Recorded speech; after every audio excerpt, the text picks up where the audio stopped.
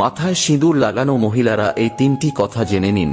কথিত আছে মেয়েরা সিঁদুর লাগালে তাদের স্বামীর আয়ু বৃদ্ধি পায় এবং সংসার সুখের হয়। তবে ভুল করেও সিঁদুর লাগানোর সময় এই তিনটি কাজ করবেন না, না হলে হিতে বিপরীত হয়ে স্বামীর প্রাণ সংকট হতে পারে।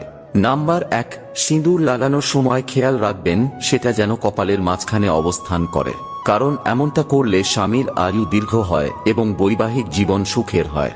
নাম্বার 2, বিবাহিত মহিলাদের এই বিষয়ে বিশেষ যত্ন নেওয়া উচিত যে সিঁদুর লাগানোর সময় কখনো দাঁড়ানো অবস্থায় এটি লাগাবেন না, বরং আরাম করে বসেই সিঁদুর লাগানো উচিত। এছাড়াও সিঁদুর লাগানোর সময় আপনাকে অবশ্যই একটি টিপ পড়তে হবে।